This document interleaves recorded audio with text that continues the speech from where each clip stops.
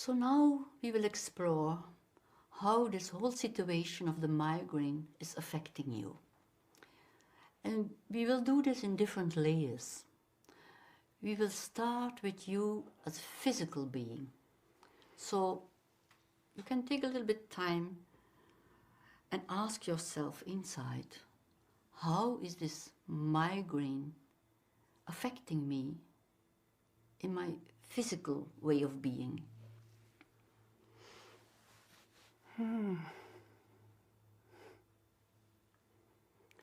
I have to say, it's not easy to be friendly with that. Yeah.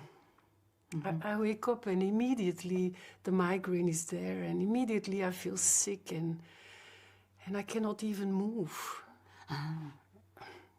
It's terrible. I'm stiff and stay in bed, and I cannot bear any sound or light. I cannot do all the things that I would like to do. Yeah.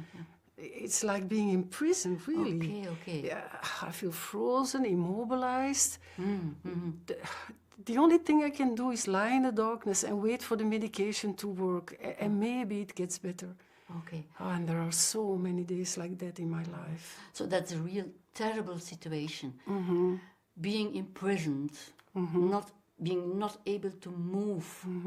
So lying in the darkness and just waiting until the sickness is over. Yes.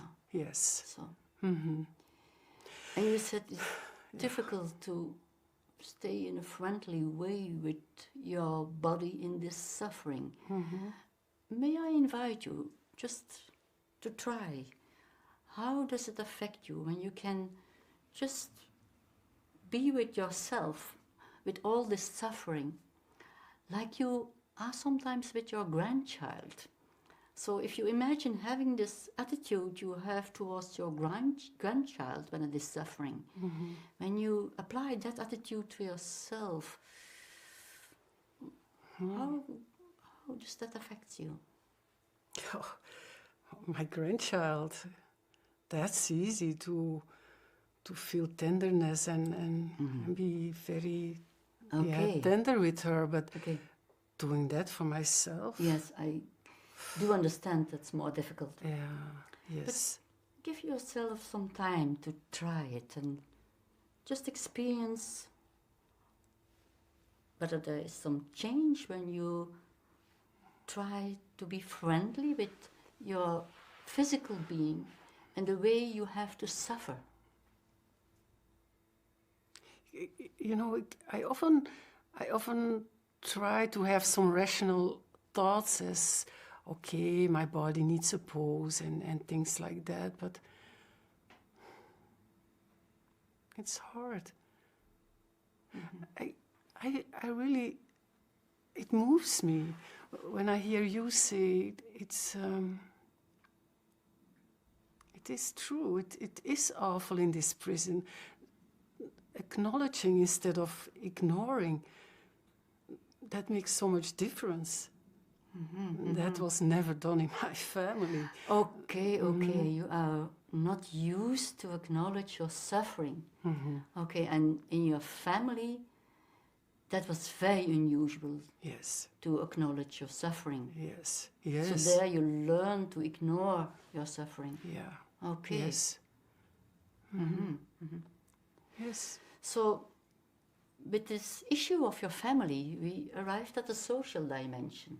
So, maybe you can say a little bit more about your experiences in your family.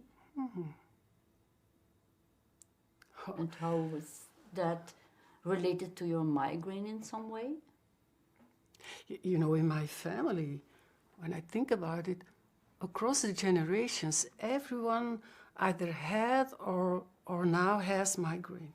And the only way we learned to cope with it was ignore it. And go to school, university, work, but first and foremost, not talk about it. Okay. No one ever knew. We were always hiding the pain.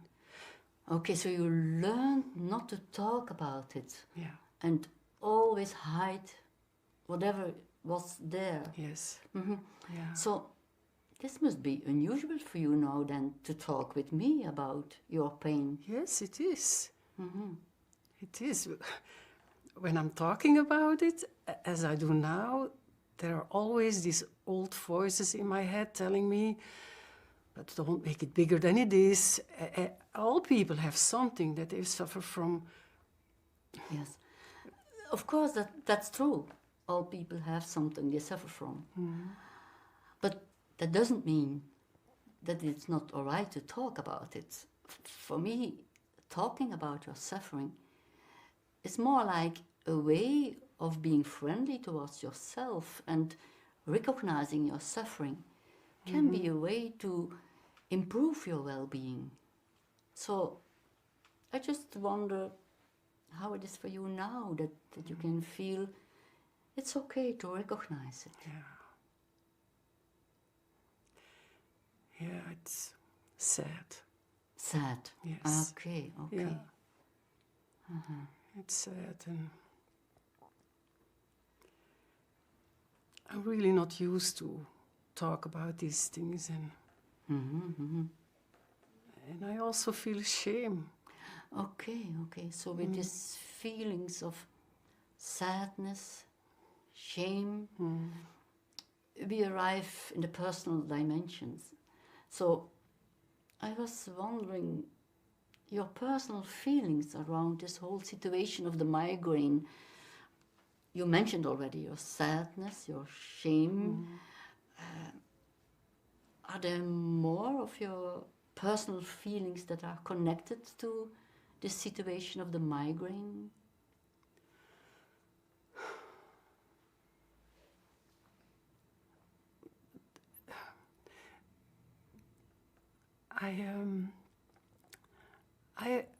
There was some curiosity, like wanting to find out how all these things belong together. But now it's more or less loneliness. Loneliness. The loneliness of And not sharing and hopelessness. Hopelessness, yes. Hopelessness also. Yeah. And you also said your curiosity and hopelessness. I was wondering, is there some connection between your curiosity, your hopelessness, or what? In what way does the migraine take away your hope? You know, I always hope for something from the outside to come and take away the pain, or that it just simply will go away overnight. Of course, you hope that there is something that can help you and that it will stop the suffering. Yeah. But you say you are always looking at the outside. Yeah, and I know it's naive, but that's what I do.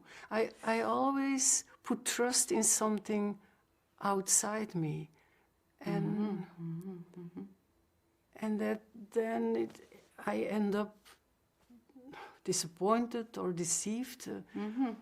I never put trust in myself.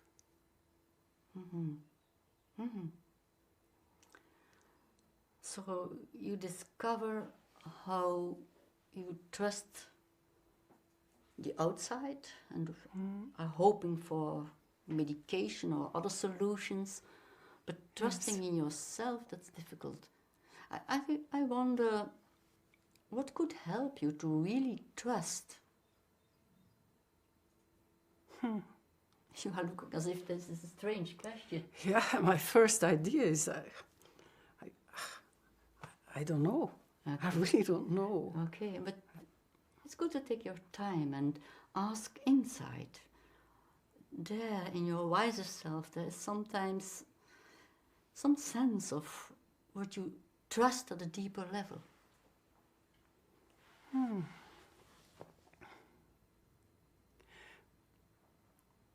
Then I think of nature. Nature. Yes, like trusting that the seasons in nature have an order. Like it's easy to trust that after the winter, the spring will come. So you experience an order in nature that is bigger than your life. Okay. And that's something you trust. I was wondering, is that related to your hope? Well, it goes together with the question, where is my place in all this? So, when I stay with the order of life, what could come for me now in the autumn of my life?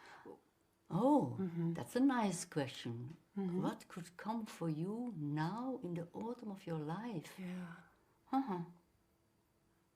Yeah. As if that opens up some new perspective, or Yes, it's like a relief. oh, It opens up a new approach to hope for me. okay. Like confidence in nature and belonging to a bigger order. So if you take now a little bit more time to feel, how does that affect you when you just think of this order in nature and an order that's bigger than you, but at the same time you seem to be part of that order in nature. So how does that affect you? It fills me up with peace. Peace. You can feel peace in that. Yes. Yes. That's an important spiritual emotion. So we arrived in the spiritual dimension very naturally. Yes. Thank you for sharing and for opening up yourself to this new experience and giving yourself this new perspective that is very different from where you started by being imprisoned. Yes, it was. It is. It is. And thank you for this meeting. It really was meaningful and important to me to let a little bit of my feelings,